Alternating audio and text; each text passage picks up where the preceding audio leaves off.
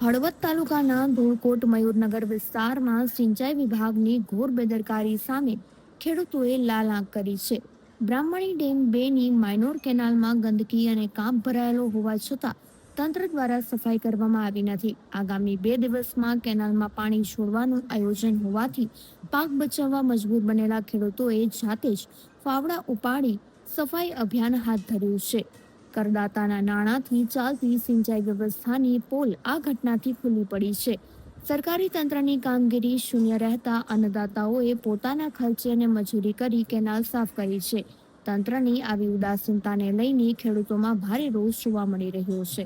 જય જવાન જય કિસાન ખેડૂત મિત્રો, બ્રાહ્મણી 2માંથી જે પાણી અમને મળે છે, 22D પેટા કેનાલ મેન કેનાલ છે, એમાંથી મયુરનગર 3 આ ઓછામાં ઓછી 1500 થી 2000 વીઘા જમીન પીવે. હવે નર્મદાનું અત્યારે પાણી છોડવાનું પમ્પિંગ સ્ટેશન પણ ચાલુ છે અને ધારાસભ્ય એવું કહેતા હતા કે 11 તારીખે પાણી છોડી દઈશું. કેનાલ જો કેનાલમાં કોઈ અત્યારે ખેડૂત પોતાના ઘરના મજૂર, હું અહીંયા 15 મજૂર મૂક્યા છે, ઘણી બધી કેનાલમાં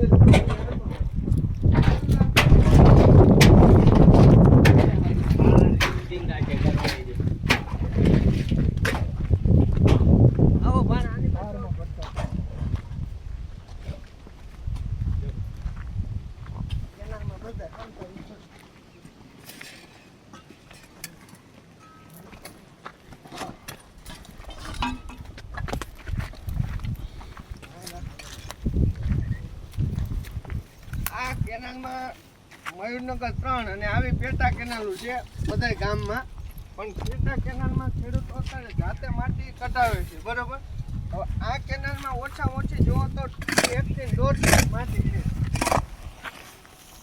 આમાં ખેડૂતોના ખેતરમાં પાણી ચલી જાય છે અને અધિકારીઓને ઘણી વાર કીધું કે આ માટી કઢાવવાનું કામ તમે કરો તો ખેડૂતના ખેતર ન બગડે અને વહેલી તકે પાણી પહોંચે. એટલે હવે અમે 2 દિવસમાં પમ્પિંગ સ્ટેશન બંધ કરાવવાનું આયોજન કરવાના છે. જ્યારનું ડેમમાં પાણી પડે છે ત્યારે અનલીગલ GWIના પમ્પિંગ સ્ટેશન ચાલુ છે. જો આવું ના આવું રહ્યું તો હજી અમને 8 દી લેટ પાણી મળવાનું, એટલે ખેડૂત ક્યાં લગીને આ સહન કરશે. એટલે અમને સોશિયલ મીડિયાના માધ્યમથી ખેડૂતોને સત્તામાં બેઠેલા આગેવાનોને બતાવવા માગી છીએ કે આ વહેલી તકે તમે ધ્યાનમાં લો. જય જવાન જય કિસાન.